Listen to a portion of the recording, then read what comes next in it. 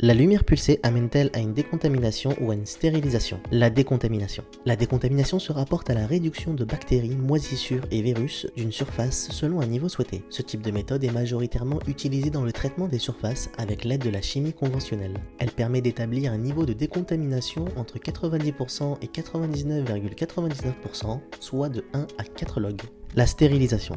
La stérilisation est une méthode visant à tout détruire sur une surface donnée. Celle-ci permet d'éviter une transmission bactérienne ou virale. Certains secteurs sont très exigeants en matière de stérilisation, comme ceux des entreprises pharmaceutiques ou des établissements médicaux. Cependant, elle n'est pas déployée en agroalimentaire ou en cosmétique. La stérilisation est régie par des normes indiquant le niveau minimum souhaité pour rendre un appareil ou une surface stérile. C'est le cas avec la norme de l'AFNOR concernant la stérilisation des dispositifs médicaux. Cette norme précise qu'un dispositif médical est déclaré stérile à partir d'un niveau de 6 log de réduction. La stérilisation est atteinte par différentes méthodes comme la chaleur, les faisceaux d'électrons accélérés ou les rayons gamma. Cependant, ces méthodes sont très onéreuses et d'une mise en œuvre contraignante. Ce n'est pas le cas de la lumière pulsée. Mais alors, la lumière pulsée, décontamination ou stérilisation? Eh bien en fait, les deux. Lorsqu'elle conduit à une réduction inférieure à 6 log sur une souche ciblée, nous parlons de décontamination. Lorsque ce niveau atteint 6 log sur une souche ciblée, nous parlons de stérilisation. Tout dépend du micro-organisme ciblé et du niveau de puissance généré pour arriver à sa destruction complète. En règle générale, la stérilisation est souhaitée en pharmaceutique et la décontamination en agroalimentaire. L'agroalimentaire étant le principal utilisateur de la lumière pulsée, elle est utilisée majoritairement pour décontaminer. Cependant, la lumière pulsée peut être déployée pour stériliser après ciblage des bactéries à éliminer et l'adaptation de l'énergie requise. En cas de question, vous pouvez prendre contact avec nous à l'adresse contact@foxen.com et on se dit à la prochaine pour une nouvelle vidéo sur la lumière pulsée.